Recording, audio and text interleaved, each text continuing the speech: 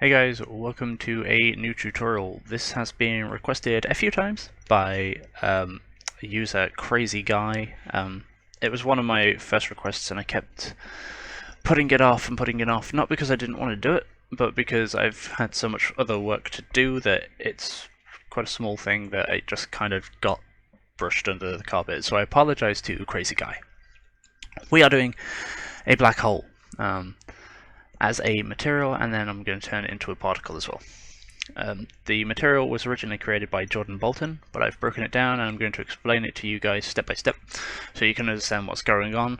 As I'll leave a link in the description to his video, but he doesn't really explain anything, he just tells you what he's doing. Whereas I'm going to try my best to explain things to you. So right click, new material, black hole _ M. I'm going to open this up. And now this first one's going to be based on a sphere. So we're going to set this to be a translucent unlit material. So we don't want this to be affected by light. And the first thing we're going to do is we're going to make a Fresnel. Now what a Fresnel does is it gives us this nice angular glow. Now you can see on a cube it's much different to on a sphere, and the reason for this is because the glow, or the gradient, is based on the angle that we can see the object, or the surface of the object.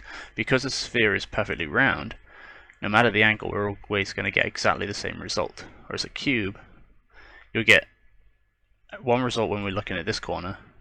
If we're looking at this corner at exactly the same angle, we'll see the same, but if we look here, we get a much different result to either corner.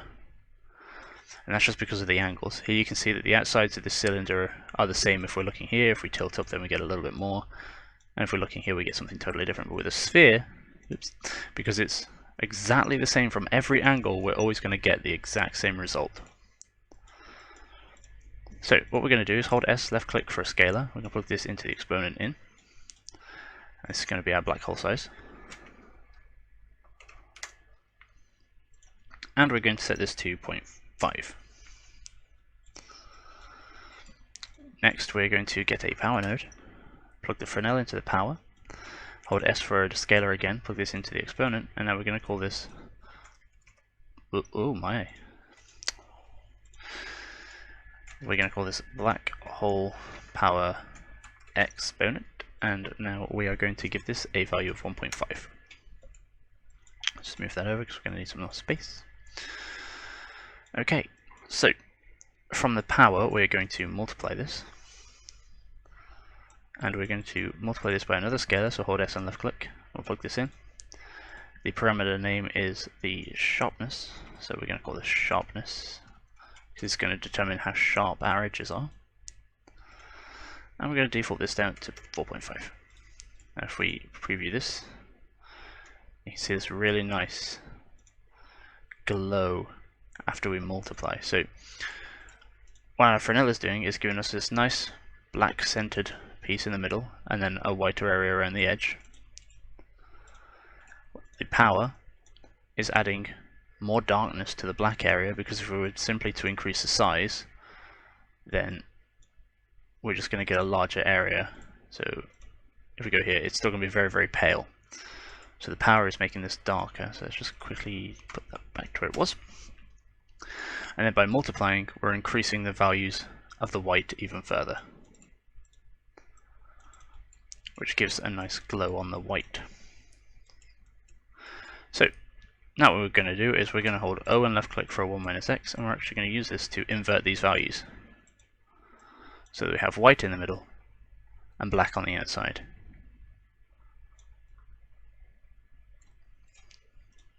Whoops. Oh my, you go away. Okay.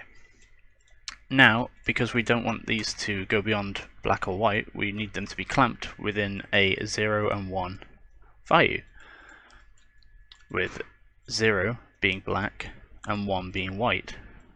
What this is going to do is make sure that none of this ever goes beyond those values.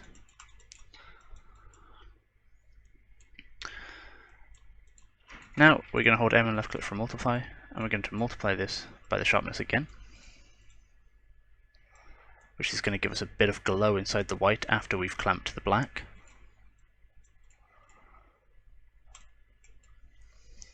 And now this is going to go into our opacity. So now we get this really nice soft-edged black sphere. But around the outside here we do have more geometry, which we can see. Whoa, on a cube it looks weird, right? That's because of the Fresnel. Hee. So next we're just going to quickly plug in a emissive color, and this is just actually going to be 0. We don't want any emissive color, but we're just going to plug that in. So the next thing that we're going to do is we're going to create some refraction. Now refraction is going to bend the light where we tell it to, which is going to give us this nice distortion effect here.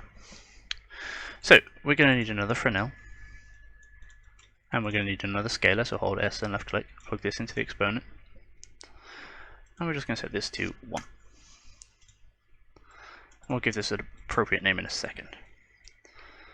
Now we're going to power this, power, and we are going to set the power of this one to 0.5. Why? I need a scalar first, you silly. 0.5. There we are. So this is going to be our distortion size, and this is going to be our distortion power exponent. Okay, so now we're going to multiply this by another scalar, and this one is going to be set to 1.5, and this is our distortion sharpness.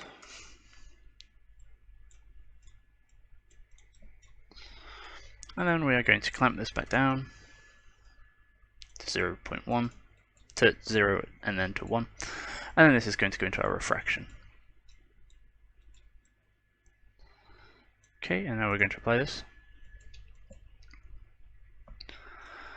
And now if we were to go to our content folder and grab a sphere, I'm going to use a material sphere because these are quite high poly compared to the other spheres. And now go back to our black hole material and plug this in. You can now see we have this black hole. And you can see that we're getting this nice distortion effect around it. Now, this is quite a small amount of distortion for the area that we have here, as you can see. So what we're going to do is we're just going to create a material instance, and we're going to put this onto our sphere instead. I'm just going to go back into here and make sure that we're getting the right areas. So we're going to start previewing this. You can see this is actually a very, very small area for distortion. I'll start previewing this. I'll start previewing.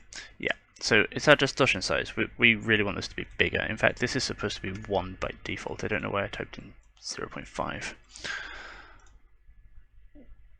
And now when we come back in, there we are. So you can see this distortion now is much, much nicer. I had my distortion set way too low. So you can see this is really distorting the light around it now, which is really cool. Now we have this instanced, so we can open up this instance and we can turn on all the different settings. And we can change things. So we can change how big the actual black area is.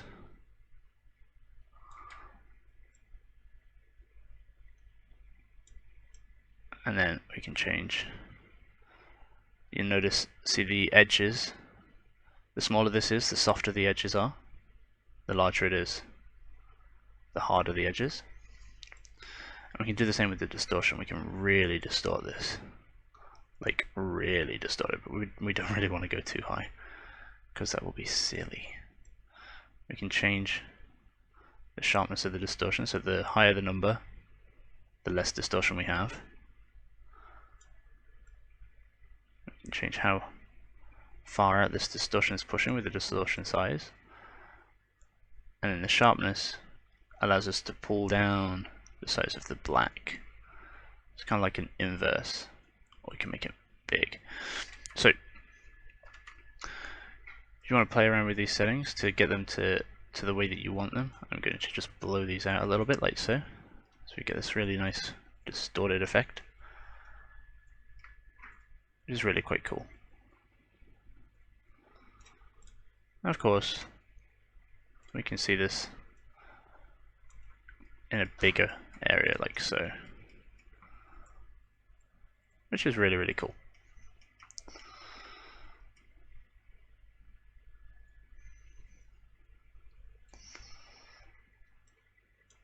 Just turn some of this down. There we go. So now let's make it so that we can use this in a particle system. We just make a new material, Blackhole 2_m. We're pretty much going to be doing the same thing, only we're going to be using some of the spirals from my spiral tutorial. I know you guys love those, so let's see. We're going to grab a radial gradient exponential, and then we're going to plug this into a power node. And this power node is going to have a value of 15.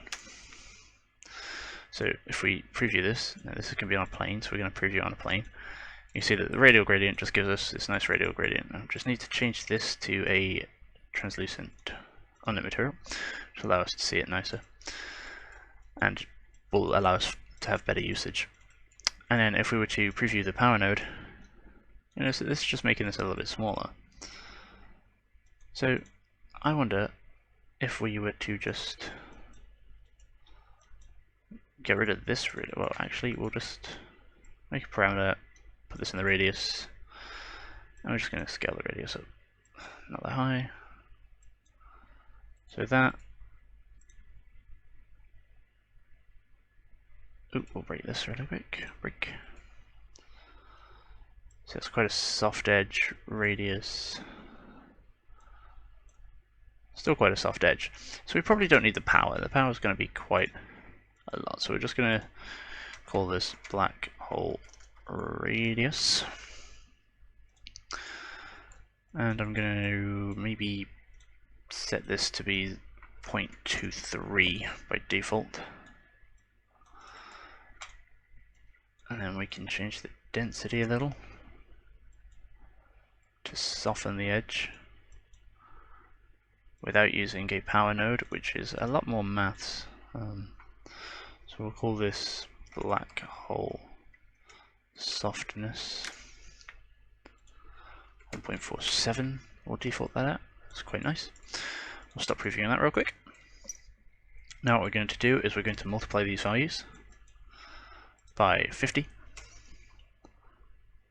We'll just preview this real quick, and now this will give us this really harsh glow in the middle, which is fine. What we're going to then do is we're going to clamp this back down. So we preview this. In fact, all that's doing is taking away our soft edge. So, do we even need the multiply? See, without the multiply, all we need to do theoretically is increase the softness. Now that's giving us exactly the same as that multiply. So there we go. See this, we're optimizing Jordan's material as we go. This is pretty much exactly the same result without a multiply and without a power. Okay, so where is this going? This is going into the opacity. There we are. So that's going in opacity. We have this nice blob. The next thing we're going to do is we're going to get another radial gradient exponential. And what we're going to do is hold O and left click for a 1 - x, and this is going to give us a reversed radial gradient, excuse me. Okay, so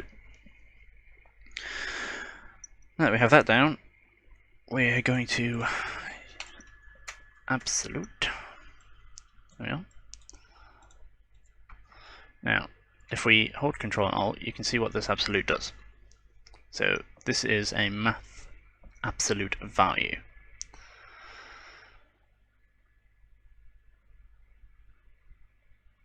So this is turns negatives into positives by dropping the minus. So I mean, maybe I'm... Ooh. I see. It's not doing anything here. It's not doing anything. So I'm going to remove that. And we'll see how this goes without that. Because I'm not sure that Jordan's has been optimized much at all. Let's power this. So we'll preview this now. And we're actually going to set the constant to 4. There we go. This gives us a darker ring in the middle and a softer gradient. Again, this could probably just be achieved through the radial gradient, but I'm going to go with this for now. And we're going to multiply this by a value of 1.2. And if we were to preview this, let's see what that's done.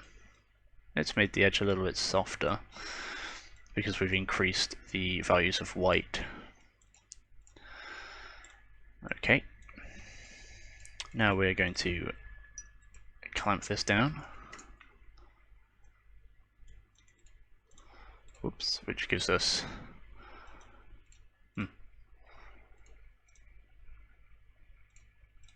pretty much the same result, because this is black and white anyway, but we've multiplied a powered minus 1x. I mean, if we were to just skip the multiply, what's that going to do for us? Because essentially we're multiplying what is zeros and ones by 1.2, but then we're clamping it back down to 0, between 0 and 1. So I don't need the multiply, in fact. Okay. Or do I? Probably not. I'm going to say probably not. So from the clamp of the first radial, we're going to actually hold O and left click, and we're going to 1 minus x this. And we'll plug this in. And then we're going to multiply this. And this is where we need to build some spirals. Okay. So if you haven't seen my spirals video, you can go check out the spirals, which will explain the spirals in much greater detail, and we'll have a link to another spiral video. So let's see, vector to radial, we need a vector to radial value. And what we're going to do is take the radial coordinates and we're going to mask. What we want is the G, and we also want one for the R. Now from the G we're going to power this 2.5, and with the red we're going to multiply it by 0.4. Then we're going to hold A and left click for an add, and we're going to add these two values together. So you can see now we're starting to get this nice cone with a much harsher step here, like we did in my other video with spirals. Now we're going to stop previewing that. We're going to hold M and left click for a multiply, and we're going to multiply this by 5, which will increase those values. Much glow. Now A and left click to add, and this is where we're going to need a time node. We're going to multiply time by 0.2 to slow it down. We're going to use a frac node. So there you are. So it's going to take values and output the decimal part of those values. So it's only going to take decimal points. It's not going to take before the decimals. Now we're going to add that to our multiplied loveliness. Excuse me. So if we preview this, we're just going to get this wah, because right now nothing is receiving any time. So we're going to sine. We're going to set the period to 5 so that this occurs more often. And now we get this spiraling, as you can see here. Now we're going to hold A and left click, and we're going to add, and make sure that's in the B, and put 1 in the A value. We get this really cool effect here.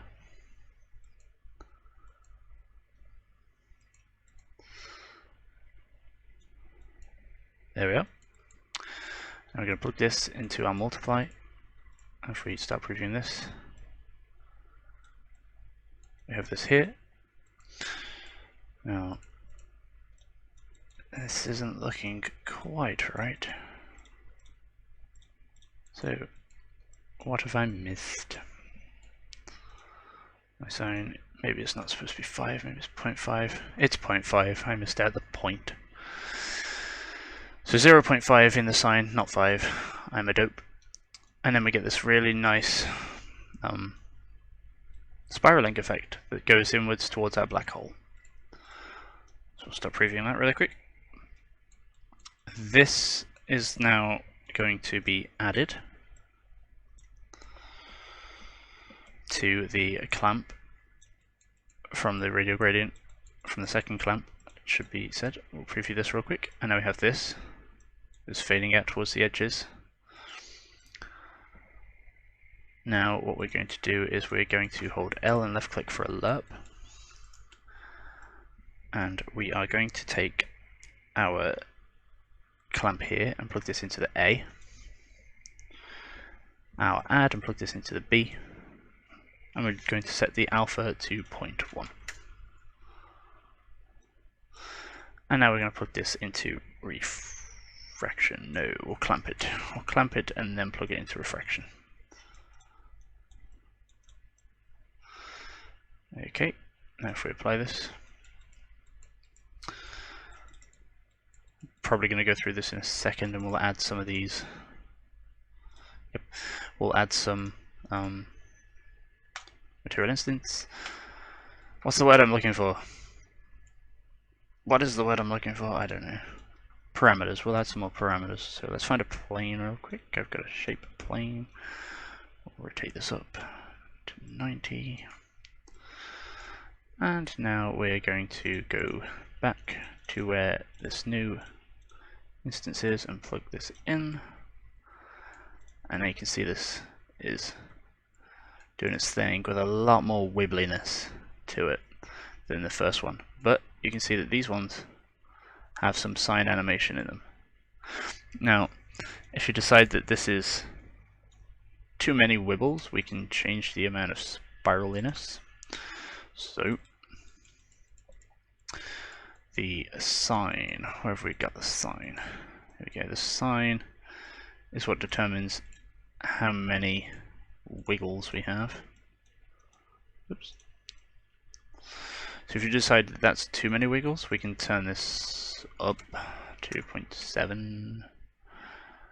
Although then we've got that line, which isn't great. Can we get away with a different value? Does it have to be divisible by 5? It does. So we can go to 1, we can go to 1.5. 1.5 doesn't work. It's going to be powers, isn't it? So we're going to go to 2 works. Yeah, so you're going to start at 0.5, and then it's only going to work without the lines if we double the number involved, he says, as it goes wrong there. But you're not going to want beyond 2, surely. So we'll say 1 is a nice amount, and we'll preview this here. That's just going to take the colors and make them less harsh.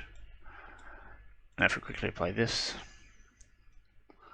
we can see a different result now. Should have much thicker rings that are distorted, as you can see there. And it does, which is really, really nice. But you can see it doesn't move with us like this one does, because this is a sphere that obviously is using a really tasty Fresnel. So we're just going to quickly turn this into our particle. Black hole underscore P. We'll open this up. We're going to go into the required and take our black hole material with the radial gradients, which is number 2. We'll place this in. I'm going to go into the spawn. Now we're not going to be able to see anything here because these are all black, but we're going to go into spawn and we're going to set these to 0. We're going to go into a burst and give them a burstless element. We're just going to say 1. We're going to head into required and we're going to set the emitter loops to B. Just 1. We only want to stab them once. We'll use local space. We're going to go into lifetime, and in lifetime we are going to set this to 0, 0. Velocity we're going to delete because we don't want that. Let's pull this into the level now and see how this is looking. Let's just press G so we can see it. And the refraction doesn't seem to want to work on a particle. Well, aren't you a cheeky so-and-so? Or is it because it's small? It might be because it's really small. So, size. Let's increase the size. We'll make it 4 times as big. Oops. Are we getting any refraction now? No.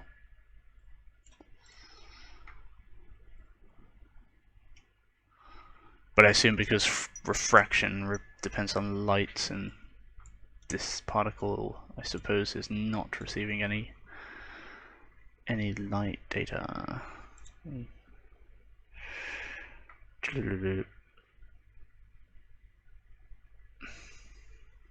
No, so we're not going to be able to particle it. So there we are. We'll ignore the particles because I learned something today. I've never tried to use refraction in a particle, and apparently refraction in a particle doesn't work. No, it must work, because I've seen particles that use... Okay,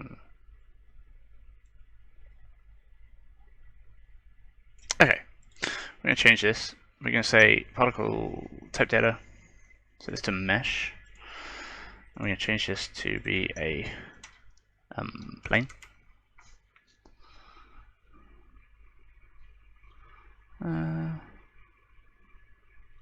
Shape plane. We will override the material. Can't see the thing. There it is. Okay, so there he is in all this glory. Now we want his rotation, initial mesh rotation, to be... Where's he gone? He should be here. Is he upside down? Oh, sort of. We're going to set this to a constant. So now it should be 0, 0, 0, so he's looking up the right way, and we're going to say 90 on the x. 90 on the x is not the right one. Nor is that. Oh, come on. Right, we'll just rotate the emitter. So we'll go into the required now, and we'll give this the... Ooh, hello. Why are you changing? You shouldn't be changing. But you are. Ah, we can see the refraction in here now. See the refraction here? It's working out really nicely. So we'll save that.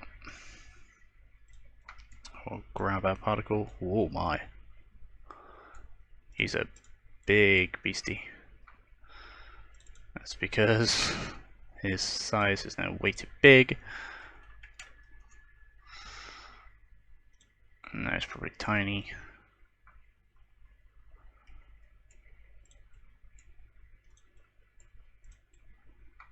Let me select my particle. How about my particle? Okay. There we go. I can see the refractions working in there now. So let's just rotate him up.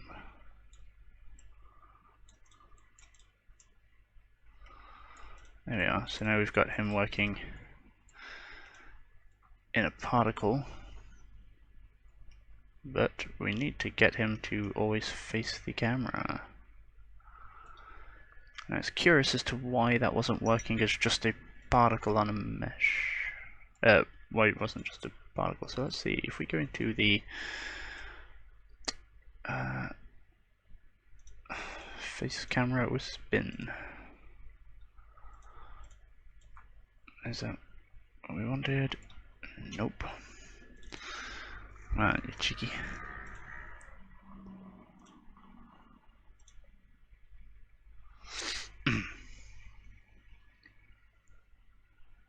Ah.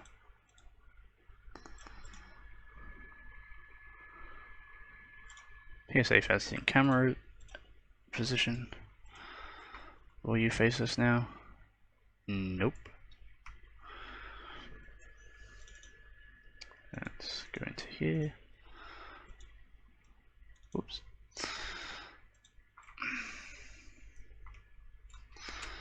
Oh, you are playing hardball. You are playing very, very, very hardball. Come on.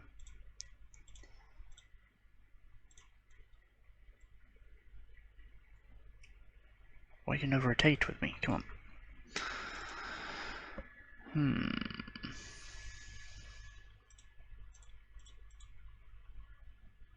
Derp.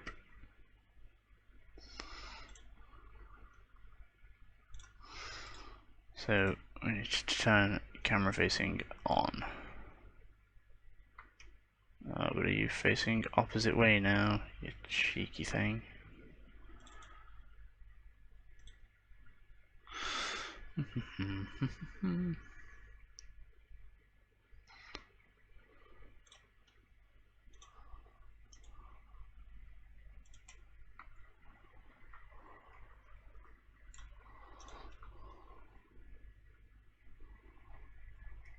Where is he?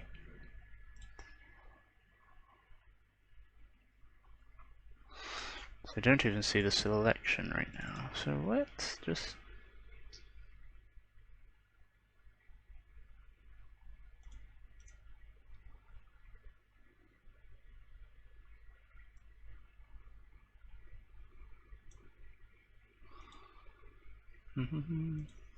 Alright. Do you want to do? No, but he's back. Let's just try doing this again without it being a mesh data. So we get rid of mesh data. He's disappeared. Let's restart the level on the sim. In fact, let's undo that real quick. Type data. We're just gonna set it to... Okay. Okay. Delete that. Type data, GPU. It's gonna bounce. Now it does.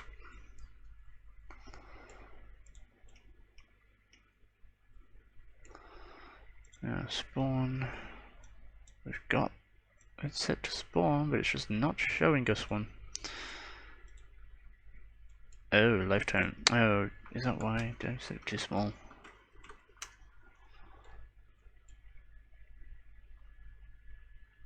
I can see the refraction in there this entire time. Like, I just didn't have him big enough. Oh my god, somebody shoot me. Okay.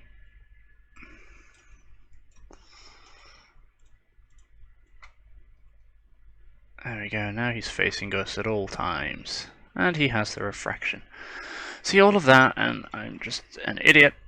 And I just hadn't made it big enough to actually see the stupid refraction.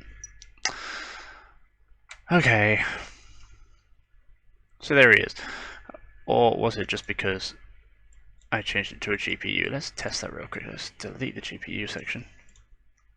No, it doesn't even need to be GPU. It was just because I wasn't at the angle to see the refraction. Oh, see, ladies and gentlemen, this is why you test and test and test, and then you realize at the end of it that you missed the slightest little thing that makes you feel like an absolute donkey. But there we go. So there it is, working as a particle instead of a mesh. So some different black holes there. I mean, let's quickly test this out against the skylight, shall we? We'll turn off that. Colors determined by the sun's position. Yep. Let's put it to nighttime. Let's grab us some meshes and then just stick them up in the sky. Let's just make it big. And, oh, look at that. Nice. And then we'll put this one up there as well. I don't know why I said noise. What is that? What have I become? Whoop. And we'll boost him up. We'll also stick him up in the sky as well. And we'll just boost him up a bit. There we are. And then we'll play. And then if we're underneath, oh, you can see the way they're distorting the stars. Oh, isn't that adorable? Less so on the one that's spherical. I think that my favorite is probably the particle, because it's just the easiest one to work with. You know, if you actually put the settings on correctly and aren't an idiot. So there we have it. We have some black holes. Hopefully that's helpful. I'll leave a link to Jordan's work in the description, although I've cleaned it up quite a lot, removed a lot of the maths because it was just doing stuff that didn't actually change anything. Just felt like some of those nodes were just a bit randomly placed, I think, to see what would happen, and just forgot to remove them. There we have it. Sorry that this damn particle thing confused me. I haven't done any particles for a while, and I'm just sleepy. That's going to be my excuse for being an absolute idiot. I'm sleepy. Right, so there you go. Hope this has been useful for you guys. To Crazy Guy that requested this, again, sorry that this has taken a while to get to you, but here it is. Hope this is nice for you, and hope this is something that you are going to use, and to everybody as well. Hope this is something that a lot of people are going to be able to use. So there we go. I'm now going to head away, grab myself a cup of tea, because I'm ever so British, and, don't know, maybe record something else, who knows. See you guys next time.